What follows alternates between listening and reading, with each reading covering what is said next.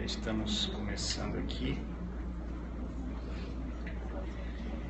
Vou dar uma boa noite de novo. Minhas amigas, meus amigos, muito boa noite a todas e a todos. Boa noite a vocês que estão aqui presencialmente, boa noite a vocês que estão chegando aqui no Periscope. E é um prazer abrir nossa casa para recebê-los nesta palestra que fala sobre desapego. E acredito que todos nós já tivemos perdas na vida. Todos nós já tivemos necessidade de mudar, necessidade de transformar alguma coisa. E praticamente em todos os momentos onde transformações se impuseram a nós, foi necessário que nós nos desapegássemos de uma realidade para começar uma outra. Então, aqueles que já tiveram na sua vida alguma perda, por favor, digam "ho". Que bobagem, né, Cláudio? Que coisa mais boba você dizer. Se é possível imaginar alguém na vida que não teve uma perda. Quantos já tiveram perdas amorosas aqui?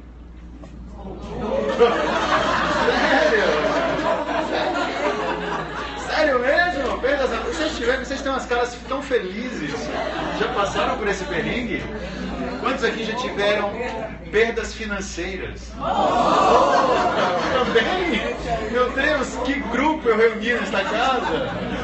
Então, quer dizer, perdas financeiras já tiveram, perdas amorosas já tiveram.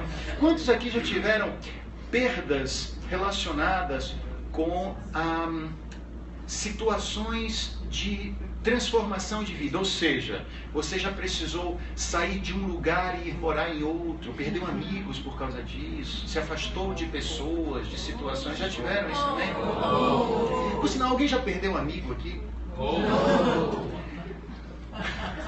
Naquela célebre disputa entre político de um lado, política de outro. Tem gente que já perdeu amigo assim, meus amigos. Perderam amizades importantes de longos anos por conta de discussões relacionadas com aspectos políticos.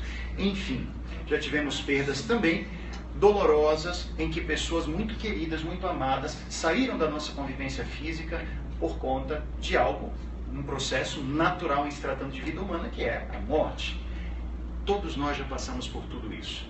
Enfim, a vida parece que nos sacode em dados instantes para que possamos vivenciar coisas que nos ajudem no processo de construção de quem somos.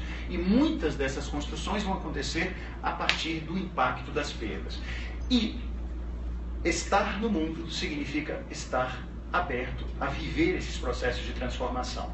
Ai de nós se não soubermos nos desapegar. Ai de nós se não soubermos a arte de deixar ir.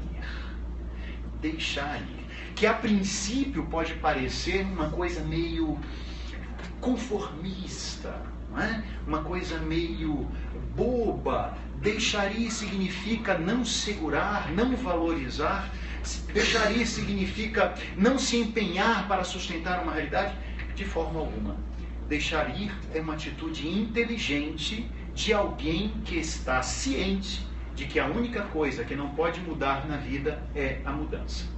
A única coisa que não pode mudar. A única instância de vida humana que sempre vai acontecer. Nós vamos mudar o tempo todo. Nenhum pé mergulha no mesmo rio duas vezes. Dizia Heráclito, pensador pré-socrático, 400, 500 anos antes de Cristo. E ele queria nos lembrar que dentro da vida humana, aquele pé não será mais o mesmo, porque na segunda vez esta pessoa já mudou. Ah, mas o rio também não será o mesmo, porque na segunda vez as águas já são outras, já passaram, já correram. E isso está acontecendo conosco o tempo todo. Eu sou Karl Mascarenhas e eu sou um ser humano que muda muito e que já mudou bastante, que vai continuar mudando muito. Dentro do meu trabalho, eu estou o tempo todo lidando com gente. E é o meu ganha-pão. Trabalhar ajudando pessoas, mas ganhar o meu sustento a partir deste tipo de trabalho. Então, sou professor no curso de Programação Neurolinguística que nós ministramos aqui no Instituto. Nós também oferecemos trabalhos direcionados para empresas, e eu atendo empresas do Brasil inteiro, com palestras, seminários, e também, nesse trabalho, nós estamos amando o que estamos fazendo. Não sou eu, como minha sócia Martim, aqui, que é psicóloga e tem formações em coaching, tem formação completa também em PNL. Nós nos debruçamos sobre uma atividade que nós amamos fazer: ajudar pessoas.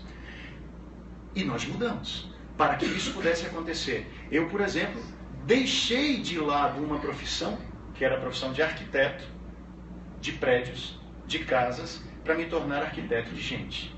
Hoje, a minha ideia é ajudar pessoas no processo de construção das suas vidas. Médicos ajudam pessoas. Médicos fazem desse trabalho o seu ganha-pão. Espera-se que eles gostem também de pessoas. Professores ajudam pessoas. Ajudam pessoas em seus processos de transformação. Espera-se que os professores também gostem de pessoas. Enfim, trabalhar com gente é, para mim, uma grande bênção. Uma grande bênção. E seria interessante que todas as pessoas que estivessem trabalhando com gente estivessem atentas a essa realidade que é básica. Se eu trabalho com gente, é muito importante que eu goste de gente. E que eu possa perceber que as pessoas vivem essa transformação. E que eu possa também, por exemplo, acompanhar a transformação das pessoas. Ter condição de notar que elas mudam, sem me espantar com essas mudanças. Mais que isso, me encantando com as mudanças. Eu gosto muito daquela ideia de que nós podemos olhar as pessoas, perceber as transformações que elas fazem, mas sem querer que nós sejamos os transformadores. Ou seja, eu ajudo a pessoa no seu processo de transformação, mas eu não sou aquele que muda a pessoa. Por que eu falo isso?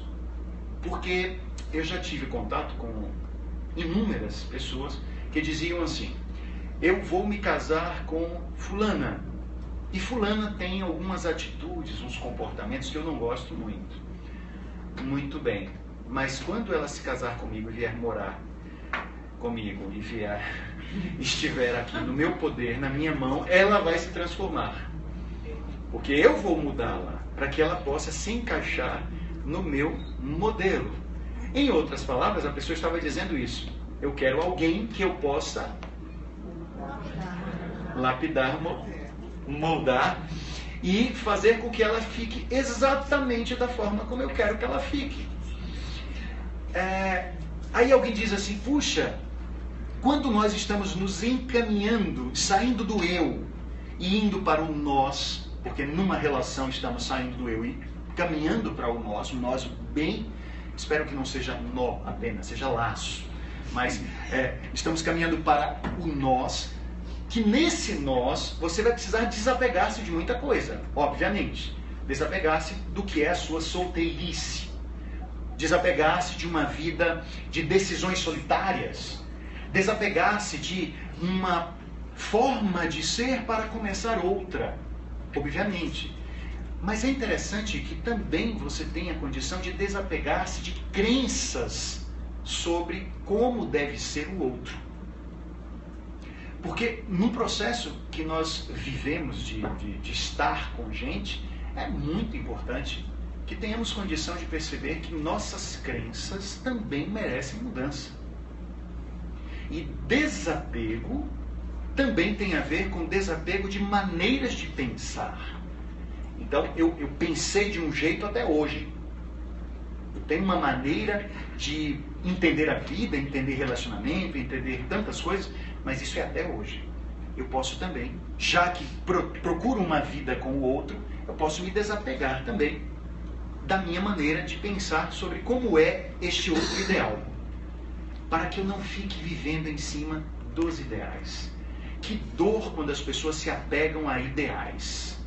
Eu me apego ao ideal do que é uma vida perfeita, eu me apego ao ideal do que é um colega perfeito, um chefe perfeito, um trabalho perfeito, uma esposa perfeita, um marido perfeito, um filho perfeito, uma vida perfeita. E esse tipo de molde vai aprisionando a gente, ao ponto de chegar àquele momento em que você diz: meu Deus, eu não estou satisfeito com nada, porque nada do que eu vivo é perfeito. Mas a pessoa tem tudo que qualquer outro sonharia. mas ele não consegue lidar com as menores contrariedades. Ele não consegue lidar com as mínimas situações que não se encaixam com o modelo e torna-se uma pessoa profundamente insatisfeita. Elevou demasiadamente o seu nível de exigência e por causa disso a sua vida é a vida que qualquer pessoa gostaria de ter, mas para ele não serve. Para ele é tormentoso, é doloroso viver as coisas que vive. E mais, torna a vida dos outros um verdadeiro inferno. Porque não se desapega dos modelos originais, dos modelos que uma vez construiu como os ideais. Gente, isso pode acontecer em inúmeras ideias de vida, ou em inúmeros aspectos e contextos. Então, às vezes nós reclamamos muito do lugar onde nós nascemos, nós reclamamos muito do externo, nós reclamamos muito da vida do país, das situações que nós vivemos e, quem sabe, em alguns instantes poderíamos começar a pensar: por que eu não sou feliz apesar de? Por que eu só posso ser feliz por causa de? Então eu começo a colocar, por causa de tal coisa eu não sou feliz. Por causa de tal outra coisa eu não sou feliz. E que tal começarmos a pensar, se eu mudasse de por causa de para apesar de? Apesar de, eu sou feliz. Apesar de estar vivendo no lugar onde vivo, apesar de ter as condições que tenho, eu quero e mereço me sentir feliz. E não significa que esse feliz seja o acomodado, o que vive na ilusão, mas um feliz que é capaz, inclusive, de perceber as coisas que não gosta, para mudá-las. É um feliz consciente, não é um feliz doentio, não é um feliz que parece que está respirando um gás hilariante o tempo todo. Este é o feliz doente. Eu falo de um feliz consciente. O grande problema que nós vivemos é achar que uma pessoa feliz não pode ficar triste. Uma pessoa feliz não pode ficar com raiva. Por que não? Se a raiva é humana, se a tristeza é humana. Aliás, nós temos 5 grandes emoções dentro do pacote da nossa humanidade, que chamam de a trama das emoções básicas. Então nós temos a tristeza, nós temos a raiva, e é um acróstico, um acrônimo com as letras da palavra trama. Tristeza, raiva, quem imagina esse A aqui qualquer? Alegria, alegria. M de quê? Medo. Medo é básico humano. O medo nos salvou as vidas, muitas vezes. Se você está vivo aqui hoje, pode ter certeza que o medo já lhe salvou em algum momento. E o último A, o amor, que para muitos vai ser sentimento, para outros vai ser também emoção. E, de uma maneira geral, essas 5 emoções, que em alguns estudos de inteligência emocional acrescentam a essas mais 2, que são o nojo e o espanto, a surpresa. Enfim, essas seriam emoções que vêm fazendo parte de um pacote humano. Mas, e será que nós poderíamos ser felizes, mesmo que em alguns momentos sintamos medo? O que vocês acham? Por que não? Esse medo é importante? Será que poderíamos ser felizes, mesmo em alguns momentos sentindo tristeza? Ora, não somos seres apáticos à vida. Nós somos seres que vivemos o pathos da existência. Pathos, que é um radical grego que vai ter a ver com paixão, mas que também tem a ver com apatia. A apatia seria apatos, sem esse tipo de ânimo, de força que tem a ver com apaixonamento. Enfim, nós temos medo, sim, nós temos alegria, sim, nós temos amor, sim, nós temos raiva. Por que não? Raiva também não é importante em algum instante para a gente marcar nosso território? Enfim, temos, e eu quero falar aqui depois de 5 ideias para que nós possamos enfrentar os apegos e poder ter mais segurança na hora de deixar ir. Então, eu quero trazer 5 ideias que nos ajudem nesse processo. 5 ideias que possam apoiar a nossa caminhada na direção do desapego. Mas antes disso, eu gostaria de convidar vocês a dar uma levantada da cadeira, por favor, e uma boa esticada no corpo, se for possível, para aqueles que possam e queiram. Vamos fazer uma boa esticada no corpo, uma boa alongada, o máximo que vocês puderem. Vira para um ladinho assim também, para poder pegar essa área daqui. Vira para o outro ladinho também. Isso.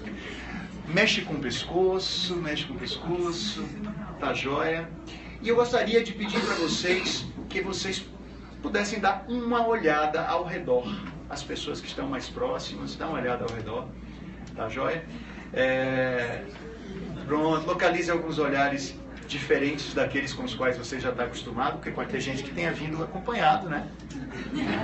Então, olha alguns olhares diferentes, tá joia? Faça um aceno para algum olhar que você não conhece. Um acenozinho, assim, ok?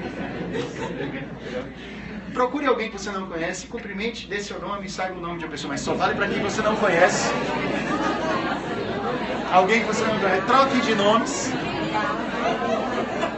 Muito bem. Beleza. Agora podemos nos sentar, era só para dar uma sacudida, depois desapegar vocês do banco, da cadeira. Gente, uma dinâmica simples como essa já gerou casamentos, sociedades, amizades de infância, tá? Mas eu queria dizer para vocês que meu objetivo aqui era apenas para fazer vocês sentirem que sair de uma situação e ir para outra não é nada horroroso, tá? Nós às vezes nos apegamos a uma posição apenas porque ela é cômoda, mesmo quando ela está ali há muito tempo e não está trazendo mais nada de novo, nada de bom para a gente ainda fica ali, naquele lugar. Eu gostaria até de lembrar que às vezes nós nos apegamos até mesmo a situações incômodas. E é muito comum pessoas se acomodarem a situações incômodas. Por isso que esses 5 elementos ou 5 ideias vão ser um pouco abstratas, tá? Porque eu gostaria muito que vocês pensassem nessas 5 ideias a partir da sua vida, do seu lugar na vida. O que elas significam para você? O que essas 5 ideias significam para você em relação a coisas com as quais vocês estão apegados, apegadas, e que vocês sabem que não estão sendo positivas para você? Você tem certeza que já está na hora de mudar. E talvez até tenham vindo para essa palestra justamente por causa disso. Cal, qual seria então a primeira coisa que você quer nos trazer como reflexão para a mudança? Gente, a programação neurolinguística, ela tem uma pegada de, sabe, de uma coisa meio prática. Mas é uma prática que vale refletir. Não uma prática do fazer por fazer, mas uma prática que está calcada em muitos pensamentos dentro da própria neurociência, dentro da filosofia, dentro do senso comum também, e que tem a ver com quebra de automatismos. Então, a primeira ideia interessante para a gente fazer essa mudança seria decidir. Então, eu gostaria de pedir para vocês que pensassem em o que significa decidir. E decidir, deliberar, é uma instância humana. Bichos não decidem. Uma flor não decide desabrochar, não decide abrir suas pétalas. Ela apenas recebe o impulso da natureza e faz isso. Você não vai ver uma goiabeira dizendo: eu não quero dar goiabas, eu quero dar bananas. Ela não pode escolher o que ela vai dar para o mundo. Ela é goiabeira, ela tem que dar goiabas. Você não é uma goiabeira. Você pode dizer, por exemplo: eu quero não mais trabalhar na área em que eu trabalho. Eu quero desapegar-me de uma linha de vida, de uma estrada, para começar uma outra. E se você quiser, você tem direito de fazer isso. Mas o primeiro momento, a primeira coisa importantíssima a ser feita é decidir. Por que isso é tão complicado em se tratando de vida humana? Simplesmente porque quando nós decidimos, nós estamos jogando infinitos futuros possíveis na lata do lixo. Ora, se eu decido seguir um caminho, isso significa que todos os outros foram jogados no lixo. Será que isso bagunça um pouquinho a nossa cabeça? Decidir, por exemplo, seguir uma carreira. Isso significa que você vai dizer não a infinitas outras. E algumas que são agradáveis para você. É muito forte para algumas pessoas perceber que no momento em que ela diz eu quero ser um profissional nesta área, ela precisa dizer não a tudo mais que ela faz em outras áreas. Às vezes ela consegue até juntar uma coisa com outra. Eu vi, por exemplo, de alguns atores falas muito interessantes. Do tipo, eu não sabia o que eu seria na vida. E de repente eu pensei, puxa, ator, se eu me tornar, eu posso ser muitas coisas. Porque em cada novela, em cada filme, em cada peça de teatro que eu atue, eu posso brincar de ser um ser diferente. Enfim, é interessante notar que até mesmo quando nós fazemos uma escolha, nós estamos demonstrando grande desapego. Difícil é alguém que não tem a possibilidade de desapegar-se, fazer escolhas com naturalidade. Eu me lembro muito de, quando eu falo sobre a questão da decisão, de situações na minha vida em que eu precisei dizer, quero ir por este lado, não quero ir por aquele outro. Quero seguir um caminho e não quero seguir outros. E o quanto que a gente recebe de influência nesse sentido. Não sei se vocês já perceberam, antes de tomar uma decisão, as influências que você recebe. Eu, por exemplo, para tomar a decisão de seguir a carreira que eu sigo, eu precisei receber do meu pai muito tipo de admoestação, de falas desencorajadoras, porque ele achava que para a minha felicidade eu precisaria ser alguém que trabalhasse na Petrobras ou no Banco do Brasil. Isso já faz muito tempo. Enfim, ele queria que eu fosse um engenheiro químico, que eu trabalhasse na Petrobras, que era o lugar onde eu trabalhava, e ele era muito feliz lá dentro. Bom, eu não tinha a menor vocação, mas aos 16 anos eu fiz o meu primeiro vestibular para engenharia química, graças ao meu pai. E não passei. Não passei, graças a Deus. E em seguida fui fazer algo que a minha vontade pedia, que era ser arquiteto. E foi muito interessante, eu disse, mas Cal, você faz um trabalho hoje muito mais próximo das áreas de humanas, talvez ou de administração, ou quem sabe de filosofia, psicologia, enfim. Por que você não optou por essas estradas? Bom, na época eu não sabia que era isso o que iria fazer a minha vida ser feliz. Eu não sabia. E essa decisão foi acontecendo aos poucos. Não ache que a decisão da sua vida é algo que uma vez tomada será eterna. Entenda que decisões você fez e que você terá inclusive que se desapegar de algumas decisões.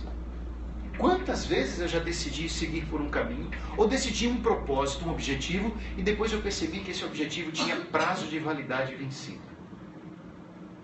Já viram objetivos, sonhos com prazo de validade vencido? Alguém aqui quis ser bombeiro, por exemplo? Você quis ser veterinária, deixou de lado? Você, se bem que você hoje tem quantos gatos em casa? 4 gatos em casa. Alguém já decidiu alguma coisa na infância e adolescência bem diferente do que faz hoje? Eu só queria ter uma noção. Eu fui muito parecida com você. Eu larguei a arquitetura, ser profissional de network marketing, que é totalmente diferente. Qual é o seu nome? Maiana. Maiana deixou a arquitetura e foi trabalhar com pessoas, criando redes, né, de negócios. Legal. Você, querido? Eu também tive vontade de ser veterinário, fiz administração e mudei também. Para outro campo bem diferente? Área jurídica. Jurídica, ok. Alguém na infância ou adolescência quis alguma coisa bem esdrúxula? Esdrúxula para você hoje. Na época parecia tão viável. Astronauta, que tal? Alguém quis ser astronauta? Sim, astronauta, legal, ótimo. Hein? Mágico! Beleza. Ótimo. É muito interessante isso acontecer. E aí, qual é o problema de nós nos desapegarmos de alguns sonhos antigos? Por que não? Por que se você teve um sonho um dia, você diz assim, eu tenho que ser isso que eu quis até o final dos meus dias, porque eu decidi. E eu tenho que ter esta coisa ou viver esta realidade. Caramba, desapegue-se de alguns sonhos. É possível. Ah, calma, mas sempre não nos dizem, nunca desista dos seus sonhos. Não é uma frase que a gente já ouviu há muito tempo? E quem sabe um bombardeio de frases como essa possa nos fazer viver realidades que hoje não fazem o menor sentido para nós. Eu gosto até de brincar dizendo assim, nunca desista dos seus sonhos. Se não encontrar numa padaria, procure em outra. Mas, quem sabe em outra padaria você encontra esse sonho de uma forma diferente. Vai ver que não tem goiabada, tem doce de leite dentro. E aí ou você diz assim, eu não quero hoje o sonho, eu vou querer um risoles, um churros, eu vou querer uma outra coisa. Enfim, ou uma acarajé, beleza, legal. O que eu quero trazer pra gente é que decidir é uma demonstração de desapego. E em alguns momentos nós vamos ter que nos desapegar também das nossas decisões. E que maravilha se isso acontecer. Que maravilha. Um segundo ponto é questionar. Por que questionar é algo que eu considero tão valioso, tão importante dentro da nossa conversa sobre desapego? Porque em muitos instantes nós colocamos na nossa mente que determinadas realidades são a verdade. Há uma frase de Émile Chartier, um filósofo e escritor francês, que eu gosto muito. Ele diz assim, nada é mais perigoso do que uma ideia quando ela é a única que se tem. Vou repetir para vocês. Nada é mais perigoso que uma ideia quando ela é a única que se tem. Quando Chartier estava falando a respeito disso, eu acho que a grande pegada para nós que estamos discutindo o desapego é que em muitos instantes nós temos ideias, acreditamos que as nossas ideias são a verdade e nós nos acomodamos com isso. Parece que a verdade traz uma sensação de colo de avó. Sabe, colo de avó que a gente se aconchega e é quentinho e é gostoso. E aí você não quer mais fazer nada, só quer aquele cafuné e aquele cheirinho de talco e de leite de rosas. Colo de avó não tem esse cheiro? Não é talco e sabonete Febo. Maravilha! É sabonete Febo, ou leite de rosas, ou talco ou alfazema, como o Meia aqui nos traz. Então, aí você fica ali no bem bom e não questiona. Gente, crenças precisam ser gelatinizadas. Essa é uma fala que eu trago sempre nos cursos. Mude seus mapas de realidade, mude seus modelos de mundo. Desapegue-se de algumas ideias que em algum momento foi o certo para você. Há instantes na nossa vida em que até mesmo valores precisam ser alterados. Então, vamos imaginar, quantas pessoas aqui, por exemplo, acham que liberdade é um valor importante? Só para eu ter noção. Um valor importante. Ter liberdade. Quantos aqui acham que segurança é um valor importante? Mais ou menos eu vi as mesmas mãos. Isso me preocupou um pouco. Sabe por quê? Porque, às vezes, você, para ter liberdade, você vai precisar abrir mão de quê? Segurança. E, às vezes, para você ter segurança, você vai ter que abrir mão de liberdade. Calma, mas assim você está dando muita confusão para a gente. Qual dos dois é mais importante? Então, anotem que eu vou dizer qual dos dois é o mais importante. Mentira, no dia que eu for dizer qual dos dois é mais importante, me internem. Ponham-me numa camisa de força. Porque eu não posso dizer o que é mais importante para Cal e achar que este mais importante para Cal será o mais importante para todo mundo. E mais, será o mais importante para todo mundo o tempo todo. Porque pode ser que em dado momento, em dada circunstância da sua vida, segurança seja fundamental. E você precisa dela. E ela vai lhe ajudar a tomar decisões. Em outros instantes, é a liberdade quem vai te sacudir, quem vai lhe cutucar. E ela vai ser o valor que vai despontar como mais decisivo para aquele determinado contexto. Enfim, quando nós estamos procurando a verdade, é muito comum que abracemos ideais, abracemos formas de pensamento e nos aferremos a elas e agarremos cada uma delas com unhas e dentes. E, mais que isso, começamos a querer doutrinar as pessoas para que elas também sejam contagiadas por essas verdades. É muito difícil conviver com pessoas que só têm verdades. É muito difícil conviver com pessoas que não questionam as suas verdades. Então, eu acredito que uma coisa é de um jeito, não satisfeito, eu quero que todos achem que isso é a verdade. E mais, eu começo a me tornar uma pessoa desrespeitosa com aquilo que os outros pensam. Eu brigo com as pessoas que não pensam como eu. Eu diminuo a importância das pessoas que não pensam como eu. Isso vai se tornando absolutamente aversivo. Eu vou me tornando uma pessoa que não consegue conviver. E o pensamento mais radical, que beira uma ideia fascista, é eu começar a ser violento com as pessoas que pensam de forma diferente. Por que não questionar aquilo que eu chamo de minha verdade? Por que não me desapegar de algumas verdades para poder abrir espaço para coisas novas? E quando eu falo sobre algumas verdades, aí estão também determinadas situações. Quantas pessoas, por exemplo, estão vivendo a solteirice porque recebeu informações de que o casamento é uma desgraça? Ou o contrário, quantas pessoas estão vivendo um casamento só porque colocou na cabeça uma verdade de que a solteirice é uma desgraça? E assim, essa pessoa não questiona. Eu não sei qual é a desgraça, não sei.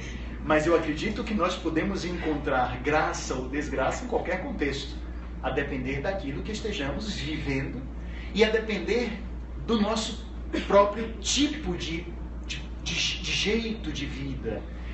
Para algumas pessoas, eu acredito que seria muito bom que elas encontrassem um par. Para outras, eu diria, talvez você não seja feito para ter um par. Talvez você seja feito para uma vida mais solta. E o grande problema é quando eu coloco na minha cabeça que existe uma verdade e que ela não pode mudar. Algumas situações podem mudar, sim, mas é você quem vai descobrir se para você é algo que você quer ou não fazer a mudança. Eu acho até que vale a gente fazer uma brincadeira agora, rapidamente, mais uma que gera casamentos, gera sócios, gera clientes, amigos, que é o seguinte. Eu vou pedir que você procure em alguém que sair por perto uma área do corpo que esteja coberta. E que você possa, uma área respeitosa. E você passe a mão nessa área coberta do corpo de alguém. Por favor, faça isso. Beleza. Tá. Pode. Já chega, eu acho que tá bom. Acho que tá de bom tamanho. Eu queria saber o seguinte: quando você recebeu esse toque, o que veio? Que tipo de sensação? Que tipo de afeto veio? Recebeu um toque? Uma sensação de carinho? Ok? Houve quem sentisse talvez um incômodo? Pode ser? Poxa, me senti envergonhado, me senti tenso, né? Sei lá, vá saber o que você sentiu. Mas o que eu posso dizer é, na hora que você faz um movimento na direção de um outro ser humano, isso já é uma forma de questionar se estar sozinho é a melhor opção. Por quê? Porque nós estamos vivendo num mundo favorecedor de estar sozinho. É ou não é, gente? Um mundo muito favorecedor de estar sozinho. Alguém diz, não, mas nunca houve tanta conectividade, nunca houve tanta possibilidade de estarmos juntos, nunca houve tanta rede social, nunca houve tanto tipo de possibilidade de se fazer contato virtual. E eu digo, será que os contatos que nós fazemos a partir de Instagram, de Facebook e de todos os outros tipos de rede social são exatamente contatos efetivos? Então, hoje é muito fácil estarmos sozinhos. Muito fácil. Quem sabe, seja um grande questionamento, nós podermos dizer, não é só importante desapegarmos-nos de outras pessoas, em especial daquelas que porventura nos façam mal, mas talvez seja interessante nos desapegar da solidão, da própria solidão. Deixa eu me desapegar um pouco da ideia de que sou autossuficiente. Deixa eu me desapegar um pouco da ideia de que tudo eu resolvo sozinho, que está tudo bem se eu estiver sozinho, de que todas as decisões têm que sair da minha cabeça. E se eu começasse a me aproximar de outro ser humano? E se eu começasse a tocar as vidas de outras pessoas? Seja de que forma for. E dentro dessa perspectiva, eu até digo, nem sempre será bom. Então, se por acaso eu dirijo a minha mão ao ombro da May, que está aqui coberto, e faço esse tipo de movimento, esse tipo de toque, e se ela tiver embaixo da roupa um ferimento, ora, talvez ela sinta dor. E então, esses contatos que nós fazemos com os outros são contatos que podem gerar dor, óbvio. Mas toda vez que nós ficamos sozinhos, sem o risco, isso em si já é também um risco. Porque pode ser que a dor da May seja exatamente a dor de não ser tocada. E a minha dor seja a dor de estar sozinho. E isso eu só posso descobrir tentando, testando. Por isso que eu sugiro sempre que a gente questione a crença. Questione a crença. Questione o que você tem como verdade. Questione a realidade que hoje é tradicional, corriqueira para você e que amanhã pode ser totalmente diferente. Um outro ponto que eu gosto de sugerir para as pessoas é modelar. O que modelar significa dentro da PNL? Bom, para que a gente possa aprender a deixar ir, que tal começar a procurar pessoas que já conseguiram? Que tal começar a pensar em quem mais eu conheço? Ou que pessoas estão por aqui que eu sei que já passaram pelas mesmas perdas que eu? O que essas pessoas fizeram? Será que algumas conseguiram grandes resultados? Será que algumas conseguiram dar a volta por cima? Será que se eu observar o que elas fizeram eu não posso aprender também? Então, é muito interessante que no momento em que temos perdas, haja um processo de introspecção, de medo, de eu vou me tornar mais carrancudo, vou para a toca. E quem sabe, a minha possibilidade agora de tocar vocês, gelatinizar essa crença é: observe se não é melhor fazer exatamente o oposto. Eu tenho perdas que eu possa procurar quem mais teve perdas parecidas com as minhas, e com essas pessoas eu vou procurar saber como elas lidaram com isso. Vocês já viram pessoas, por exemplo, que tiveram perdas dolorosas de entes queridos em situações de violência urbana, por exemplo, e procuraram outros que tiveram e construíram um projeto, construíram uma ONG, construíram alguma coisa para que não se sentissem sozinhas em sua dor? E isso foi fabuloso para o processo de lidar com a perda. Isso foi importantíssimo para elas. Ou alguém que disse: nossa, eu tive uma perda e eu fui conversar com alguém que passou por coisas parecidas e essa pessoa me ensinou a ver essa realidade de uma outra forma. Então, é interessante que modelar significa eleger modelos que possam nos apoiar e nos dar informações preciosas sobre como levar a vida a partir daquela perda e não ficar preso à perda. Há uma passagem que eu gosto muito, que é atribuída a Buda, e que fala o seguinte: uma jovem mãe com um pequeno filho morto nos braços, e ela sofre com aquilo, e ela não consegue nem sequer enterrar a criança, de tanta tristeza, de tanta dor que ela sente.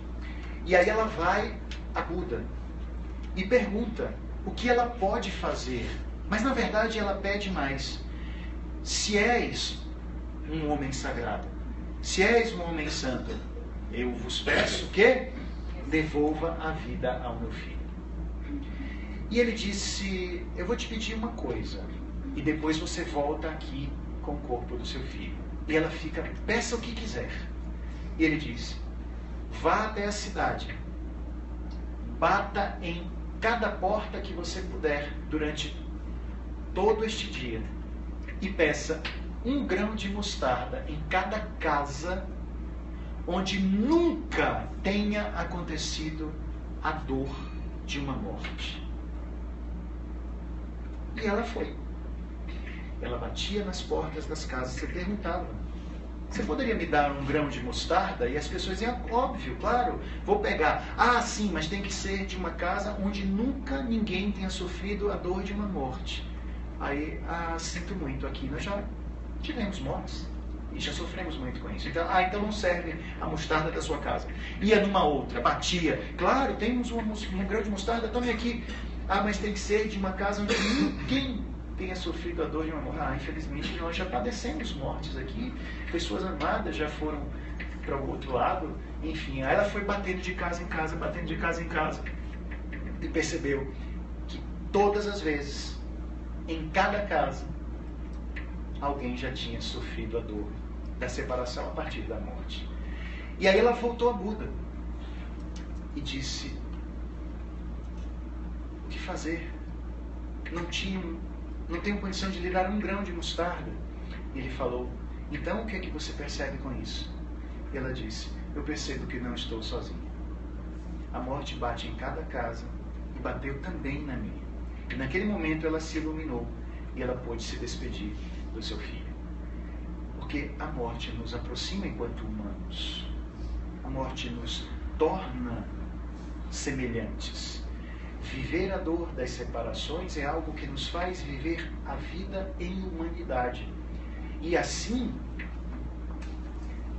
na hora em que eu modelo pessoas que tiveram perdas, na hora que eu tenho a humildade de pensar: puxa, fulano já passou por perdas muito fortes, talvez até mais do que eu, o que eu posso aprender com essas pessoas? Um outro ponto interessante é você começar a aprender o desapego, até mesmo porque você vai ver pessoas com dores muito maiores que as suas. Quantas perdas são maiores, mais dolorosas, que você diz: meu Deus, eu não sei como eu conseguiria lidar com isso. E enfim, essas pessoas podem nos ensinar. E às vezes são coisas bem espantosas. Perdas financeiras de pessoas que foram do máximo ao mínimo e se recuperaram depois, se reconstruíram. E você diz: eu não sei como eu faria se eu estivesse na situação daquela pessoa. Eu já tive presente em alguns eventos onde algumas pessoas contaram histórias absurdas sobre como suas empresas eram gigantescas e essas pessoas perderam tudo por conta de alguma circunstância e depois elas reconstruíram e se reconstruíram também. Então, é como se a gente tivesse condição de: meu Deus, o que é que eu tiro dessa experiência? Como eu posso aprender com essa experiência? O que é que eu trago para a minha vida que pode me ajudar também no meu processo de desapego? Né? Muito bem. Uma outra palavra aqui importante é inovar. Gente, inovar é fazer alguma coisa diferente.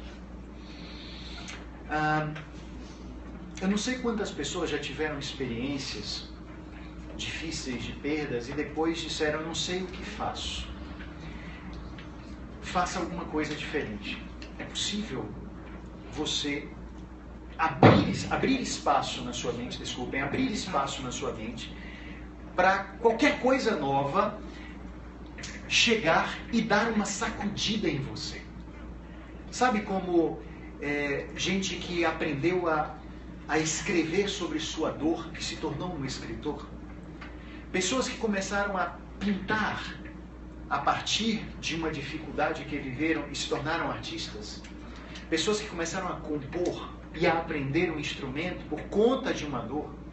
É engraçado que eu faço minhas pinturas, meus desenhos, e há alguns que eu fiz e que muita gente olha e diz: puxa, Cal, quando você fez essa pintura você devia estar muito feliz, olha só a explosão de cores.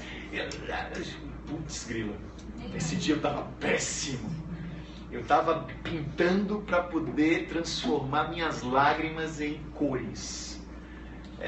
E é incrível como isso funcionava para mim. Um quadro novo, uma obra de arte nova, me ajudava a expurgar uma dor que eu estava sentindo. E é muito interessante fazer a sua dor, a sua perda, se transformar em alguma coisa nova. Pode ser uma ação, pode ser um projeto, pode ser uma poesia ou pode ser um trabalho novo. Pode ser a ajuda a alguém. Eu conheço pessoas que fizeram isso. Que a inovação da vida delas foi, diante da perda, eu me engajo num trabalho social. E aquilo foi altamente curativo. Enfim, o que pode ser um processo de inovação que te ajude no momento da perda? Bom, o que pode ser um pedido de prazer da sua alma quando está tudo muito escuro, está tudo muito sombrio? Eu ouvi uma certa vez que há um pensamento zen que diz o seguinte: o céu sempre está azul. Estranho, né? Porque tem dias que você olha para cima e vê nuvens. Opa! Acima delas o céu está sempre azul. Ah, mas tem dias que eu olho para cima e vejo chuva. Não, acima da chuva o céu está sempre azul. Enfim, o que pode ser um caminho de você ir além da neblina, além da nuvem, além da chuva, e que pode trazer ânimo, coragem, força para a sua vida?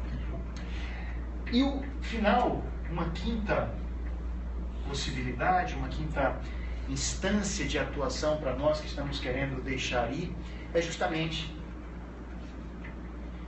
agradecer. Como assim agradecer? Algumas perdas são muito dolorosas. Eu não tenho o que agradecer. Será? Será que diante de alguma perda dolorosa você não poderia agradecer a bênção de ter tido esta coisa boa por tanto tempo na sua vida? Será que não poderíamos aprender, por exemplo, num processo de modelagem com vários povos, inclusive aqui na América do Sul? Eu vi uma vez um vídeo de um lugarejo, salvo engano, na Guiana Francesa, em que os sepultamentos, os velórios, são festas. E foi... Deus é mais. Eu estava vendo esse documentário, e o que estava acontecendo? O repórter chegava numa casa e estava o pessoal dançando, uma festa, e aí a câmera ia entrando, e aquela festa, todo mundo,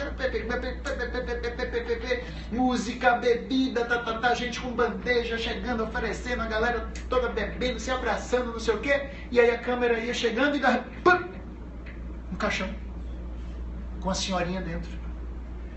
E aí o repórter começava a conversar com as pessoas e ele dizia: o que faz vocês festejarem e comemorarem o velório, neste velório, a passagem dessa senhora e tal? E o filho dizia: minha mãe morreu ontem à noite, uma bala perdida, um tiroteio entre policiais e ladrões perto de casa, e hoje ela está sendo sepultada. E a nossa festa hoje é celebrando os 63 anos em que ela esteve conosco, como uma excelente mãe, uma excelente esposa, uma grande amiga de todos nós, e por isso nós celebramos a vida que ela teve ao nosso lado. Então, é uma forma diferente. Mas eles agradeciam em vez de sofrer apenas. O que a gente pode tirar das experiências? Isso tem um nome dentro da programação neurolinguística: ressignificação. Ou seja, observar a mesma realidade a partir de ângulos diferentes. Como que eu posso perceber uma determinada situação e tirar dessa situação algum aprendizado ou algo positivo? O que eu posso agradecer de uma determinada experiência? Enfim, quantas vezes pessoas saem das suas vidas e vocês estão ali amargando uma dor e daqui a pouco alguém lhe pergunta assim: vem cá, esse miserável não fez você sofrer um bocado? Essa tranqueira, essa chave de cadeia que ficou com você 5 anos, e agora que o miserável vai embora, você está aí acabada, chorando. Pelo amor de Deus, como é que é isso? Aí você... e se dá conta de que foi um livramento, né? A vida tirou aquele encosto da sua vida, da sua proximidade, e você diz assim: gente, será que não está no momento de eu agradecer? E aí é exercício, porque é incrível como nós nos apegamos até a sofrimento. É incrível. Porque também dentro dos processos de sofrimento, dentro dos processos de dor, que não obrigatoriamente são sofrimentos. Às vezes você tem uma dor, se você se arrasta naquela dor, ela se transforma em sofrimento. Porque ter dor é humano, é parte da vida.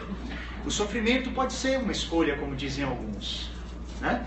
Então, eu posso começar a pensar: puxa vida, será que eu não estou escolhendo justamente o caminho de aumentar a minha dor e estender esse sofrimento? E o que está me fazendo esse tipo de situação? O que está me prendendo nessa realidade? Ora, pode ser um apego à condição de vítima, que traz alguns excelentes benefícios. Quando eu estou na condição de vítima, eu recebo carinho, atenção de todo mundo que está do nosso lado. Lógico, não recebo? Eu estou sofrendo, pessoas amigas vêm, me abraçam, me acolhem. Aquela pessoa que é vítima, por exemplo, ela não precisa fazer nada, ela só precisa sofrer, e ela faz isso muito bem. Não bote ela para lavar os pratos, não. Né? A faxina, deixa ela quietinha lá chorando, ouvindo Maísa, meu mundo caiu. Deixa ela quietinha lá que ela está sofrendo, viu? A gente lava os pratos, minha filha. E aí toma lavar os pratos lá e deixa a menina sofrendo, coitada. Não precisa lavar o banheiro, não. Fica no seu quartinho chorando.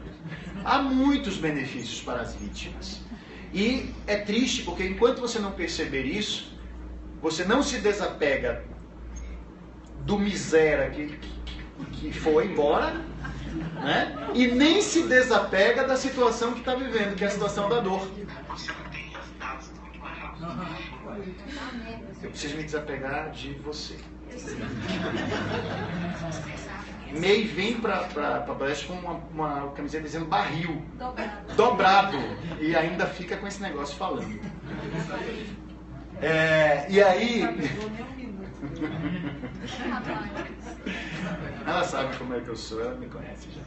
Enfim, e ela me trouxe chocolate hoje, eu não posso brigar com ela. Não faça isso. Você ia dizer que ia levar meu chocolate embora, né? Não, faça isso, não faça isso. Aí eu vou pedir a Carmen o chocolate dela. Um dos melhores chocolates de Salvador dessa moça aqui, ó.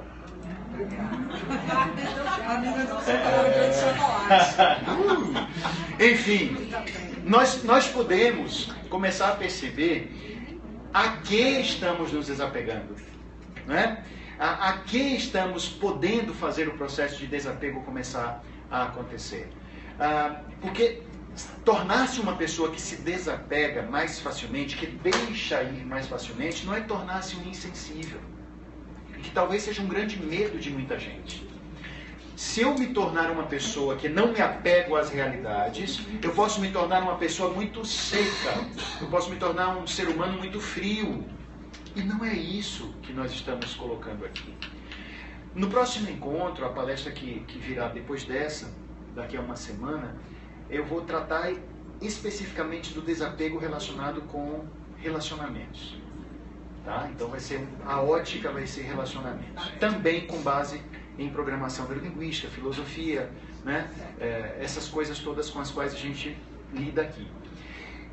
Eu queria dizer para vocês, primeira coisa importante é agradecer, daqui a pouco eu vou dar um fechamento na palestra, mas eu queria agradecer muito as doações de vocês de leite em pó. Nós fazemos a entrega a algumas instituições que estão precisando muito, tá? Então, realmente, essa doação terá um destino que será muito feliz. Para essa quantidade que vocês trouxeram, a gente vai levar para as obras de Irmã Dulce. E está sempre precisando, é muito trabalho, são muitas crianças, a necessidade é diária. Tá? A outra coisa, vocês receberam material sobre a palestra, ou sobre o curso, não foi isso? Então, o nosso curso básico de programação neurolinguística vai lidar com a PNL naquilo que ela tem de mais introdutório e profundo. Porque é como se a gente quisesse... Porque o nome básico não é básico porque é pouco. É básico porque é a chegada no mundo da PNL. Depois, as pessoas que querem continuar podem fazer os demais cursos da formação. Mas esse é o primeiro momento importante da construção do que é a PNL dentro da mente de vocês.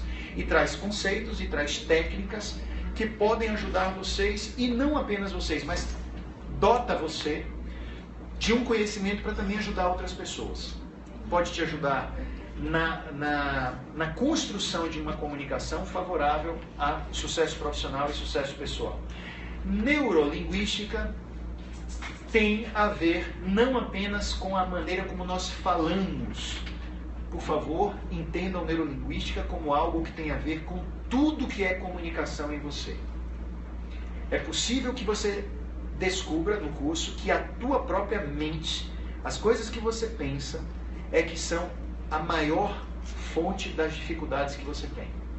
É a linguagem intrapessoal e não a linguagem apenas interpessoal.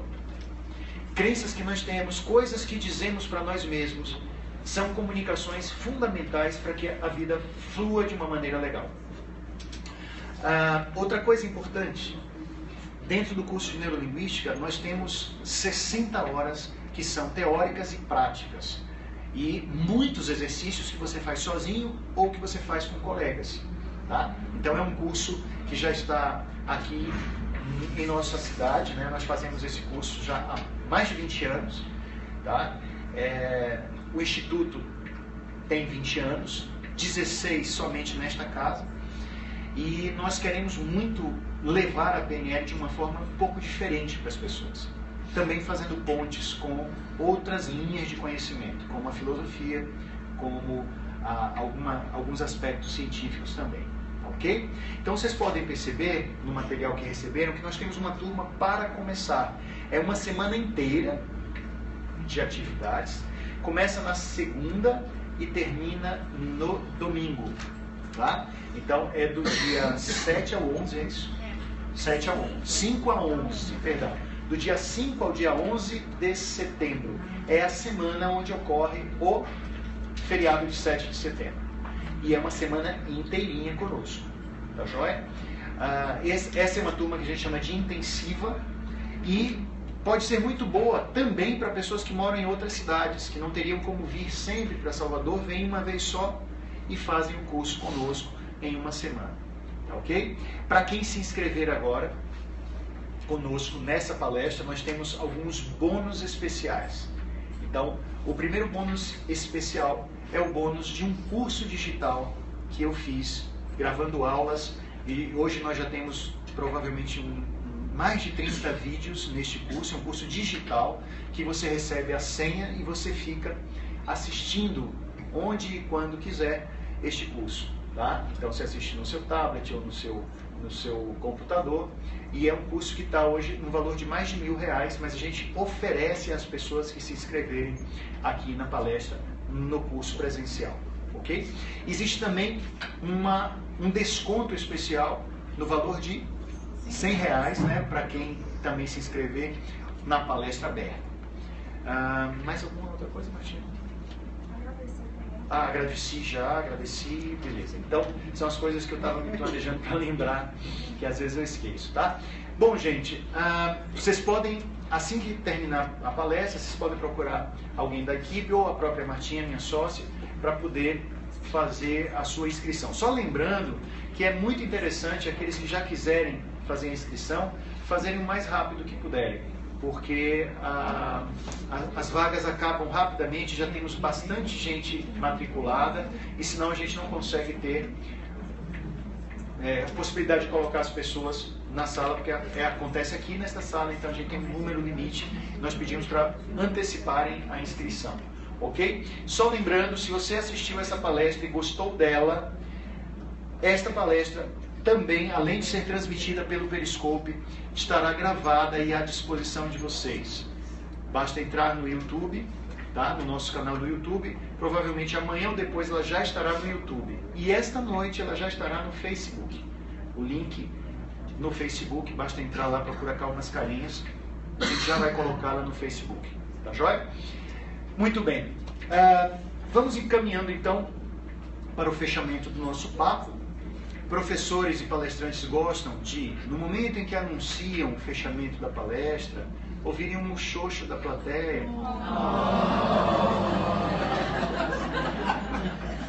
Eu vou até repetir, para poder parecer um pouco mais assim, espontâneo. Bom, agora que nós estamos nos encaminhando para o fechamento da palestra, é sempre comovente essa demonstração espontânea, né, legítima, de apreço, mas tudo aquilo que tem um início tem o seu meio e tem o seu fim. E como estamos falando em desapego, é importante sabermos viver os fins das histórias que estão acontecendo conosco. Essas 5 ideias, eu espero que vocês não anotem obrigatoriamente num pedaço de papel, mas coloquem na sua mente.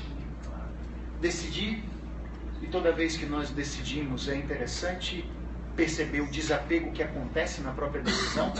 Não dá para seguir adiante sem decidir, gente.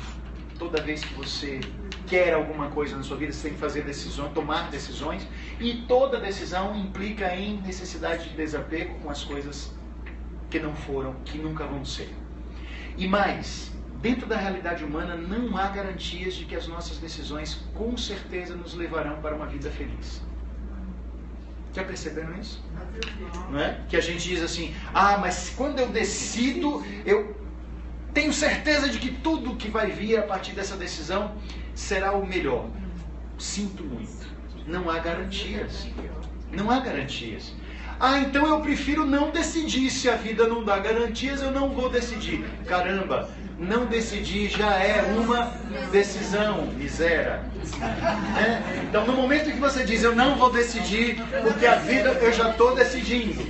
Então, não tem jeito. Não dá para você sair dessa situação que é humana, decidir. Ou vai, ou fica, ou faz de um jeito, ou faz de outro, ou vive de uma determinada realidade, ou vive de outro. De qualquer jeito, você é um ser humano condenado a ser livre. Essa é uma fala de Jean-Paul Sartre, importantíssima para a nossa vida.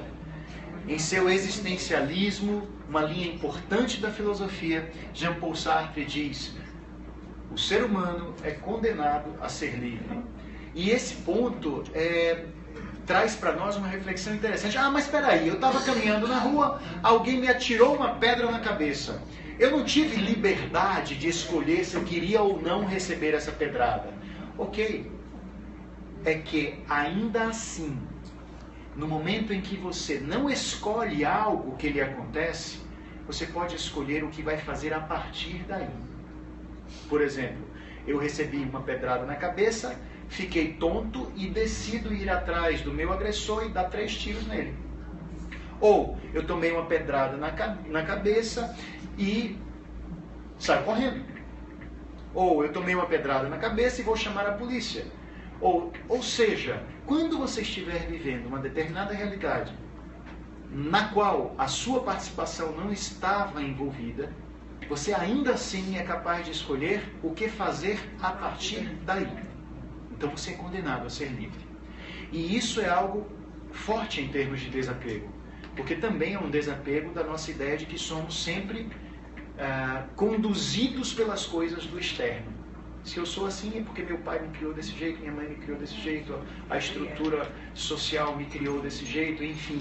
Eu sou apenas o substrato, um resíduo, uma consequência, um efeito daquilo que o mundo me produziu. É triste alguém imaginar que é só construção externa, né? Então, eu sou influenciado por coisas externas. Sim, lógico. Mas eu não sou apenas isso. Eu posso ser alguém que escolhe. E aí, nesse aspecto, há uma frase de um pensador, de um palestrante, que eu gosto muito, chamado Jim Rohn, que diz: biografia não é destino. Biografia é aquilo que eu vim vivendo até o dia de hoje. Destino é o que eu começo a escolher construir da minha vida a partir de agora. Então, você pode começar a trazer a sua vida para as suas mãos. Questionar. Não tenha medo da dúvida. Aliás, se você tiver que ter medo, tenha mais medo das certezas. Tenha mais medo das verdades prontas. Até daquelas que você já se acostumou a ter. Modelar. Procure pessoas. Procure pessoas com as quais você possa aprender. Gente que possa te ensinar. Gente que já viveu perdas maiores que as suas. Pessoas que sejam exemplos de vida para você. Inovar. Busque coisa nova.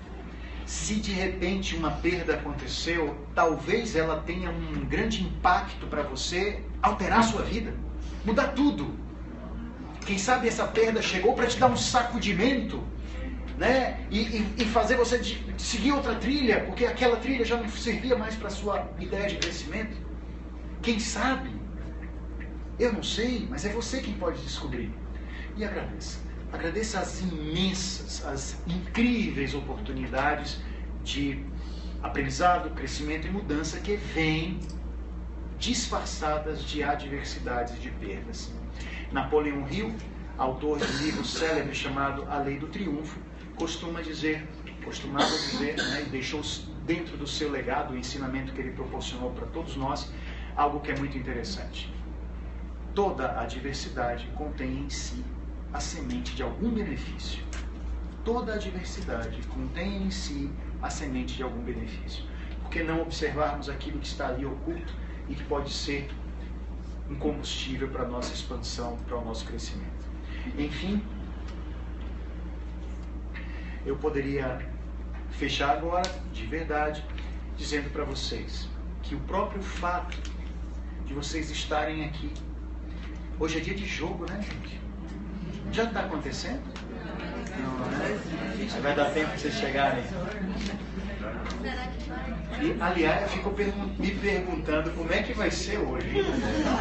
Como é que vai ser hoje? Porque há uma pressão superlativa em cima da galera. E é bom a gente olhar para os meninos e dizer: por que vocês não jogam que nem mulher, rapaz? As nossas meninas estão muito melhores, né? Mas, enfim, eu queria dizer para vocês o seguinte: aproveitem as ideias que vieram hoje aqui, aproveitem algum estalo. Se você pudesse dizer numa palavra qual foi a coisa que mais lhe tocou, a ideia, a frase, a palavra que mais lhe tocou nessa palestra sobre desapego. Alguém poderia me dizer alguma? Uma ideia que veio hoje e que foi mais poderosa para você. Como que? Mudança. Mudança, a ideia da mudança. Obrigado. Alguém mais? Da reconstrução. Hã? Da reconstrução. A reconstrução. Ok, a ideia de reconstrução. Ressignificação. Legal. Soco de estômago. Foi um soco no seu estômago. Rapaz. Um soco promissor. Um soco benfazejo. Um soco de despertar. Como é seu nome, querido? Tavares. Tavares, alguns socos no estômago também chegaram na minha vida, meu amigo. Alguns foram, a princípio, capazes até de me desacordar. E aí, quando eu acordei outra pessoa. Esse é o grande ponto. Quem mais? Por favor. Agradecer. Ser capaz de agradecer até mesmo as nossas perdas, né? Puxa vida. Como? Eu tenho que acreditar que não vai ter mais. Não vai mais ter. Nada do que foi será de novo do jeito que já foi um dia. Não é? Então é interessante observar isso. Tudo sempre passará. E por favor, meu anjo, fala. A minha palavra mais forte foi exatamente A própria palavra desapego. A própria palavra desapego. E é provável que alguma coisa que eu tenha falado aqui não foi útil apenas para você.